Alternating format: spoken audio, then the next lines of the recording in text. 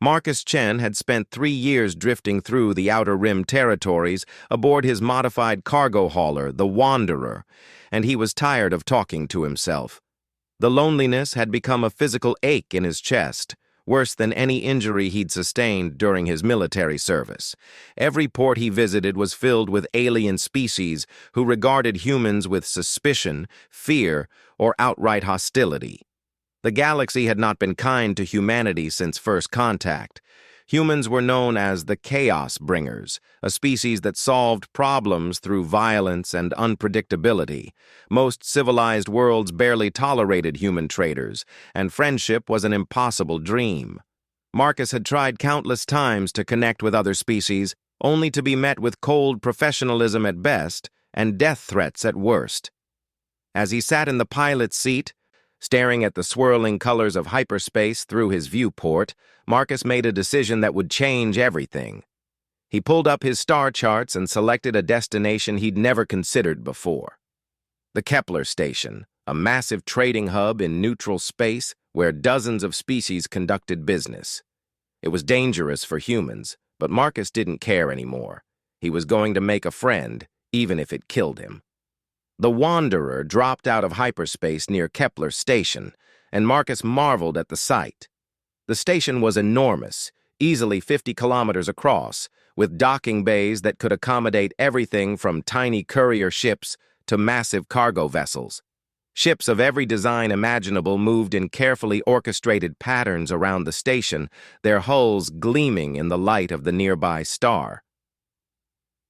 Marcus requested docking permission and was surprised when it was granted immediately. Usually, human ships were subjected to extensive security scans and bureaucratic delays. His cargo bay was filled with rare earth minerals and art pieces, items that were surprisingly valuable to many alien species, despite their hatred of humans themselves.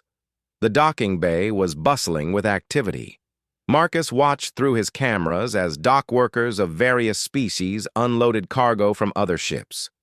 There were the tall, graceful Etherians with their translucent skin and flowing movements, the heavily armored Corvin with their beetle-like shells and multiple arms, the small but incredibly intelligent Zephyrians, their large eyes scanning everything with intense curiosity. Marcus sealed his ship and stepped onto the station for the first time.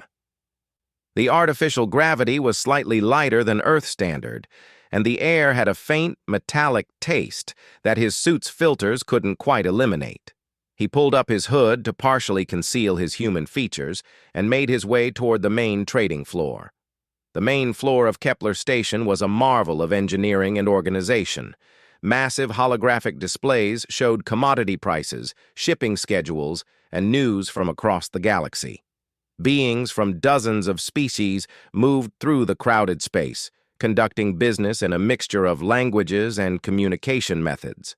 Some used verbal speech, others communicated through color changes on their skin, and still others transmitted data directly through technological interfaces. Marcus approached a trade kiosk operated by a Corvin whose shell bore the scars of many battles. The alien's compound eyes tracked Marcus's approach with obvious wariness. "Human," the Corvin said in heavily accented Standard Galactic. "What do you want?" "I'd like to register some cargo for sale," Marcus replied, keeping his voice steady and non-threatening. "Rare minerals from Earth, and some cultural artifacts." The Corvin's mandibles clicked together in what Marcus had learned was a sign of consideration. "Cultural artifacts are sometimes valuable." "What kind?" Marcus pulled out a small device and projected a hologram of his cargo manifest. Among the items were paintings, sculptures, musical instruments, and books. The Corvin studied the list with growing interest. "These paintings, they show landscapes from your world?" "Yes," Marcus said, surprised by the alien's interest. "Mountains, forests, oceans. Places that were beautiful before the war damaged so much of Earth." The Corvin was quiet for a long moment. Then, unexpectedly, he said, "I have never seen your world's beauty, only heard stories of human violence. Something in the alien's tone made Marcus take a chance. "Would you like to see more?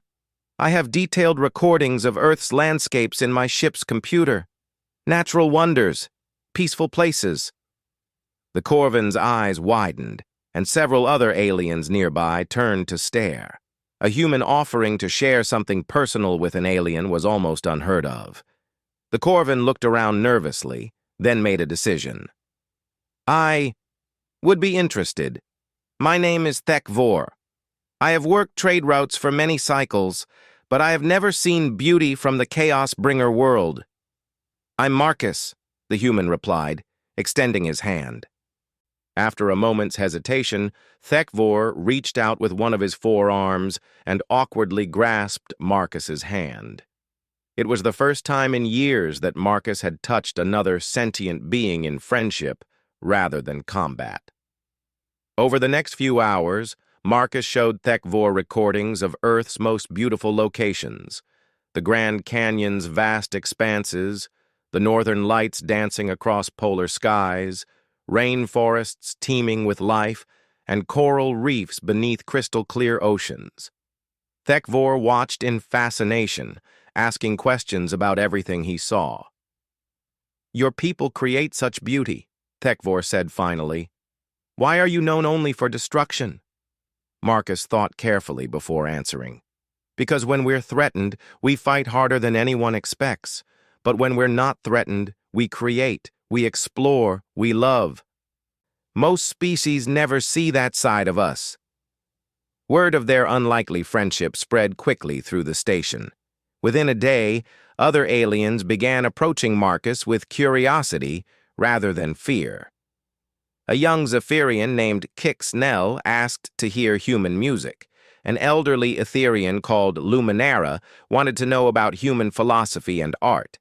Even some of the notoriously xenophobic hegemony traders began showing interest in Marcus's cultural items. For the first time in years, Marcus felt truly alive.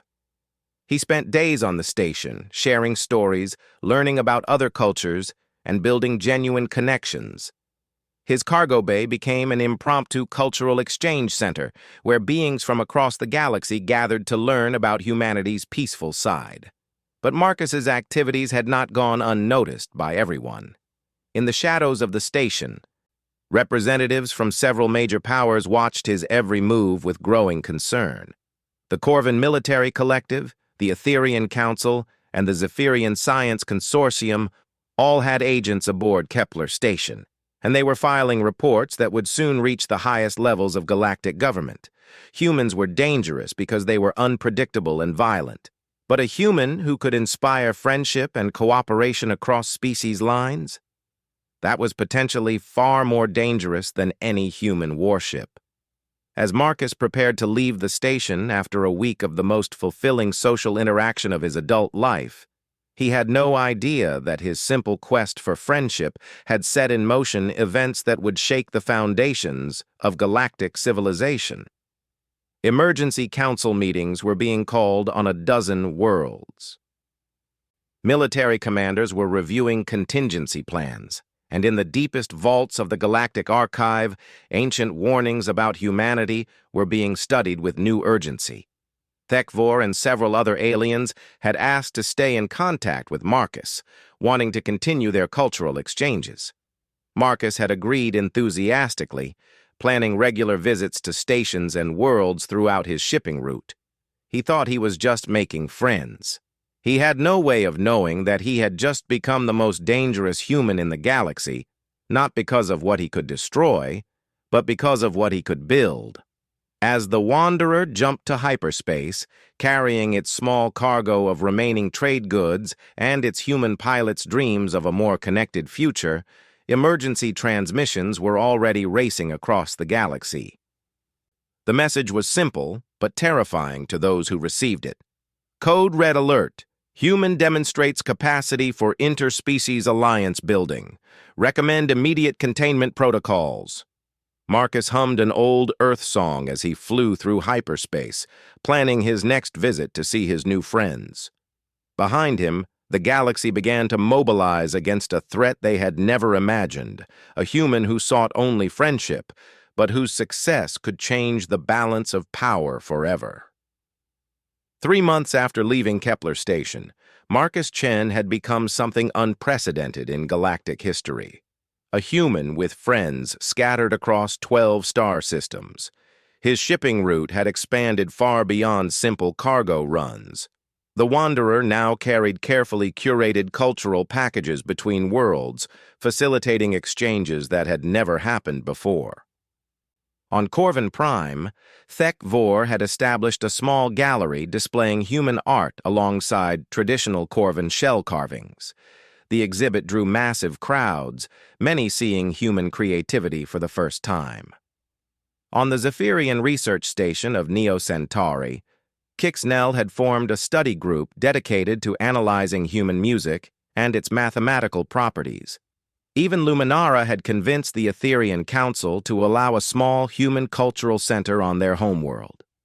Marcus had no idea that his simple acts of friendship were creating ripple effects that terrified galactic leadership.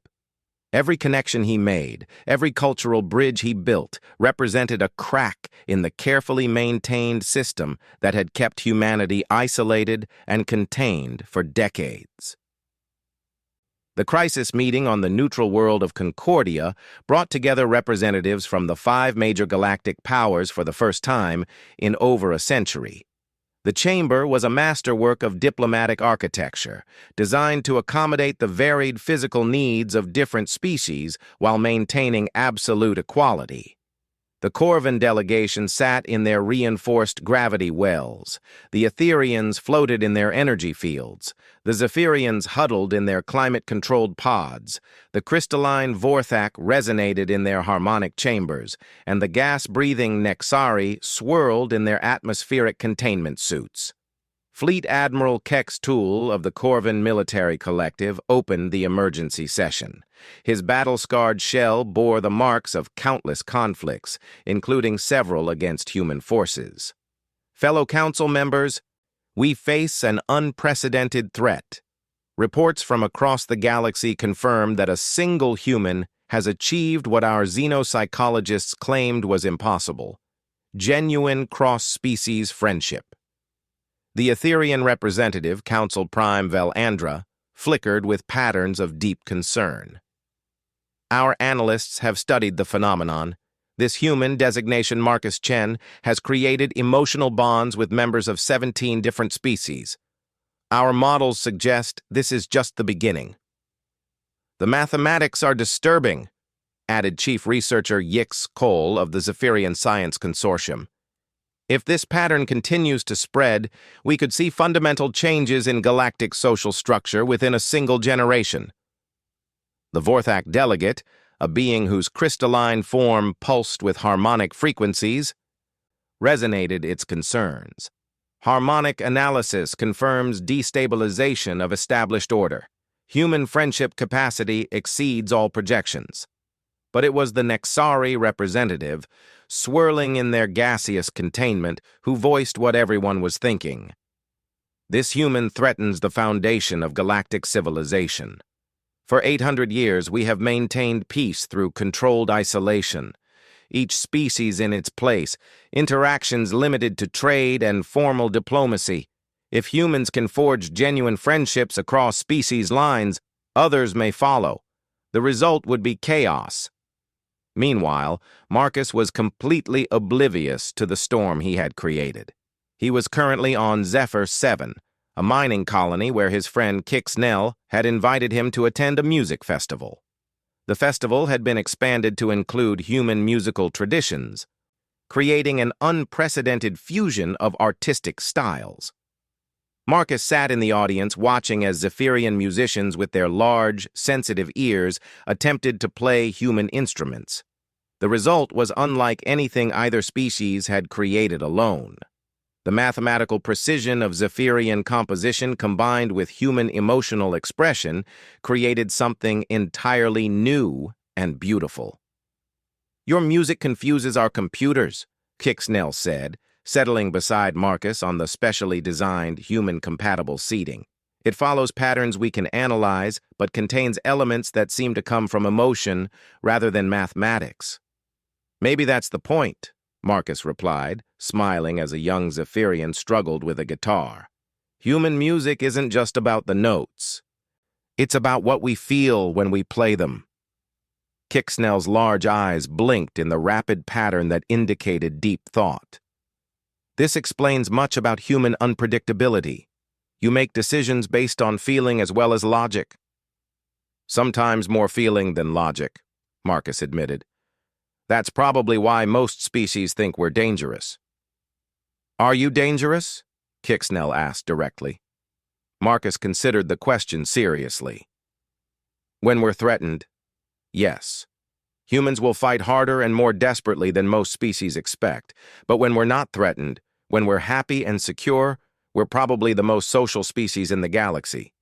We want to connect with others, to share what we have, and learn what others know. Unknown to Marcus, their conversation was being recorded by Galactic intelligence agents. Every word would be analyzed and added to the growing file on the Chen phenomenon, as it had come to be known in intelligence circles. The crisis meeting on Concordia had reached a consensus that would have shocked Marcus had he known about it. The five powers had agreed to something that violated every principle of galactic law, the secret elimination of a single being whose only crime was friendship. Assassination is distasteful but necessary, Fleet Admiral Kex Tool announced. This human's influence must be contained before it spreads further. Agreed, Velandra flickered, but it must appear accidental. If humans discover we eliminated one of their own for making friends, the political consequences could be severe. The Nexari delegate swirled thoughtfully. There is another consideration. Chen's alien friends have become influential in their own societies. They actively promote human culture and defend human actions. Eliminating only Chen may not be sufficient. Chief Researcher Yix Cole presented the most chilling analysis. Computer models suggest that even if we eliminate Chen, the process he has begun will continue. His friends will seek out other humans, spreading the pattern. We may need to consider broader action. The implications hung in the chamber like a dark cloud. They were discussing not just the murder of one human, but potentially the genocide of human friendship advocates across multiple species. On Etherian Prime, Luminara was hosting what had become known as a Humanity Appreciation Circle at her Crystal Palace. Dozens of Etherians had gathered to discuss human philosophy, art, and culture. The gathering was unprecedented in Etherian history, as the species had always considered other races too crude for meaningful intellectual exchange. Marcus shared recordings of human philosophers with me, Luminara explained to the assembled group. Their concepts of justice, beauty, and friendship are remarkably sophisticated. We may have underestimated their civilization's depth. An elderly Etherian named Sil Mothan flickered with skeptical patterns. But their capacity for violence remains undisputed. How do we reconcile their artistic achievements with their warlike nature? Perhaps, suggested a younger Etherian called Nov Wiston, their capacity for violence and their capacity for beauty come from the same source, intensity of feeling. When they love completely. When they hate completely. When they create, they pour everything into it. The discussion continued for hours, exploring concepts that had never been considered in Etherian society. The idea that violence and creativity could spring from the same passionate nature was revolutionary, to a species that had always prized emotional control above all else. Similar gatherings were taking place across the galaxy. On Corvin Prime, shell carvers were experimenting with human artistic techniques. On Vorthak worlds, crystalline beings were studying human music theory and finding new harmonic possibilities.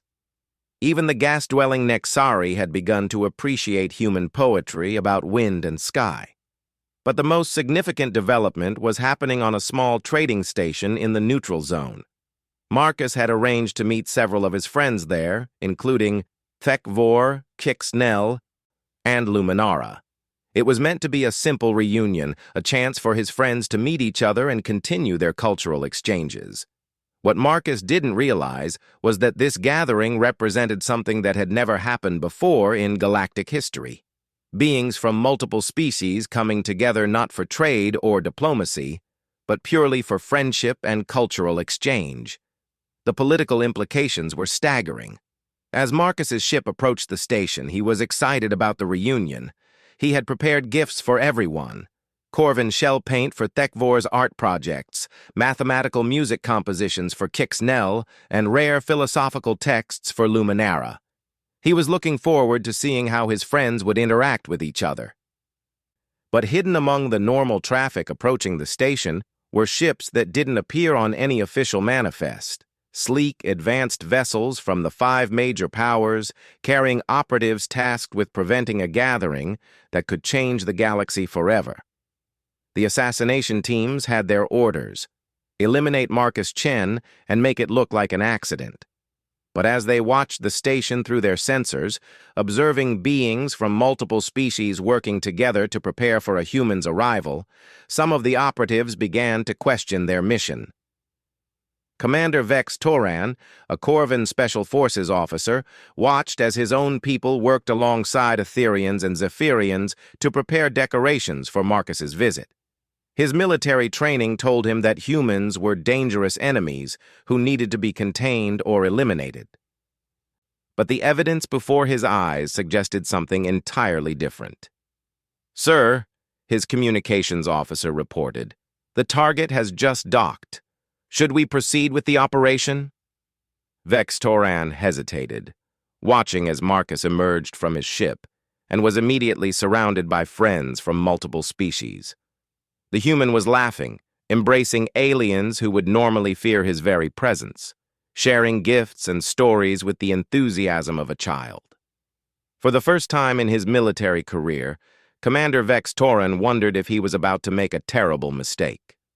The celebration aboard the neutral station had been unlike anything the galaxy had ever witnessed. Marcus stood in the center of the main gathering hall, surrounded by friends from 7 different species, watching as beings who had been taught to fear and distrust each other worked together to create something beautiful. Corvin shell artists collaborated with Etherian light sculptors. Zephyrian musicians played alongside human recordings. Even the normally solitary Vorthak had contributed harmonic resonances that enhanced everyone else's art. "This is what I always dreamed the galaxy could be," Marcus told his assembled friends. "Not just tolerance, but genuine cooperation and friendship." Thekvor clicked his mandibles in agreement. "You have shown us that the barriers between species exist only in our minds. When we see past fear, we find understanding." But their celebration was interrupted by the sudden appearance of armed figures in the hall's entrances. Elite soldiers from the 5 major powers had finally acted on their orders. Marcus found himself facing weapons from Corvin assault troops, Etherian energy guards, Zephyrian tactical units, Vorthak harmonic disruptors, and Nexari atmospheric weapons. Commander Vex Toran stepped forward, his weapon trained on Marcus, but his hands clearly shaking. "Marcus Chen, you are under arrest for violations of Galactic Security Protocol 77 Alpha." "What protocol?" Marcus asked, genuinely confused. "I haven't hurt anyone. I haven't broken any laws." "You have violated the separation doctrine," Vex Toran replied, though his voice lacked conviction. "For 800 years, galactic peace has been maintained through careful species isolation. Your actions threaten the stability of our entire civilization." Luminara flickered with angry patterns as she stepped between Marcus and the weapons. "This human has committed no crime. He has shared beauty and knowledge. He has shown us possibilities we never imagined." "Stand aside, Etherian," the Vorthak operative resonated. "This human's influence must be contained before it spreads further." But Kixnell moved to stand beside Luminara. "You want to murder someone whose only crime is friendship. Your logic is flawed." Thekvor and other aliens began moving to protect Marcus, creating a living barrier between him and the assassination teams. For the first time in galactic history, beings from multiple species were united not in trade or treaty, but in genuine loyalty to a single individual. Commander Vex Toran faced an impossible situation. His orders were clear: eliminate Marcus Chen. But to do so, he would have to kill innocent civilians from multiple species who were defending their friend. The political ramifications would be catastrophic. "Sir," one of his soldiers whispered, "if we fire on these civilians, we'll trigger a multi-species diplomatic incident, the very chaos we're trying to prevent." Marcus realized what was happening and stepped forward, despite his friend's attempts to protect him. "You're here to kill me because I made friends? Because I showed people that humans are more than weapons? You don't understand," the Nexari operative swirled desperately. "Human friendship is dangerous. When humans bond with others, they inspire loyalty that transcends normal social structures. They create connections that ignore established hierarchies and protocols. And that's bad because," Marcus asked. The Etherian operative flickered with reluctant honesty. "Because it works. Your species has a unique ability to form emotional bonds across any barrier. If that ability spreads, if other species learn to connect the way humans do, the entire galactic order will collapse." For the first time, Marcus began to understand the true scope of what he had accidentally accomplished. "You're afraid that if people become friends, they won't follow your rules anymore. The rules maintain peace," the Vorthak operative insisted. "Without strict separation protocols, species will compete for resources, territories, influence. War is inevitable." Kixnell's large eyes blinked rapidly as he processed the implications. "You believe friendship leads to war? Your logic is completely backwards. Friendship prevents war. But it was Luminara who articulated the truth that the galaxy's leaders had been hiding for centuries. They're not afraid friendship will cause war. They're afraid it will prevent war. Their power depends on keeping species separate and afraid of each other." The revelation hit everyone in the room like a physical blow. The galactic peace that had lasted 800 years wasn't built on wisdom or cooperation. It was built on fear, isolation, and the systematic prevention of the very connections Marcus had been creating. Thekvor turned to face Commander Vex Toran directly. "How many friends have you had in your lifetime, Commander? How many beings from other species have you known as individuals rather than enemies or tools?" Vex Toran's weapon wavered. In his decades of military service, he had worked alongside other species countless times, but always in rigid command structures. He had never simply talked to an alien, shared a meal, or laughed at a joke. The humans were right. He had no friends. "This is why humans are truly dangerous," Marcus said softly, finally understanding his species' unique place in the galaxy. "Not because we're violent, but because we refuse to accept that friendship is impossible. We keep trying to connect with others even when everything tells us it won't work." The standoff continued for several tense minutes. The assassination teams had their orders, but carrying them out would require killing civilians who were guilty of nothing more than friendship. Meanwhile, throughout the galaxy, the news of the confrontation was spreading faster than any official could contain it. On Corvin Prime, millions of citizens were learning that their government had sent troops to murder a human whose only crime was inspiring art and culture. On Etherian homeworlds, the normally passive population was experiencing something unprecedented: anger at their leadership's actions. The Zephyrian research networks were buzzing with calculations showing how human friendship had created more positive outcomes in 3 months than official diplomacy had achieved in decades. But the most shocking revelation was yet to come. In the deepest archives of the Galactic Council, ancient records were being unsealed for the first time in centuries. Records that revealed the truth about humanity's first contact with galactic civilization. 800 years ago, humans hadn't been violent conquerors. They had been exactly what Marcus was now: a species that formed friendships across any barrier. The early galactic powers had been terrified by humans who could unite other species through simple emotional connections. The Chaos Bringer reputation had been deliberately created to justify keeping humanity isolated and contained. The first human ambassador to the galaxy had been murdered not for violence, but for successfully creating the first interspecies alliance in galactic history. The wars that followed had been orchestrated by the major powers to paint humanity as a threat, when in reality, humans had been trying to create the very peace that the galaxy claimed to want. As this information spread across the networks, something unprecedented began to happen.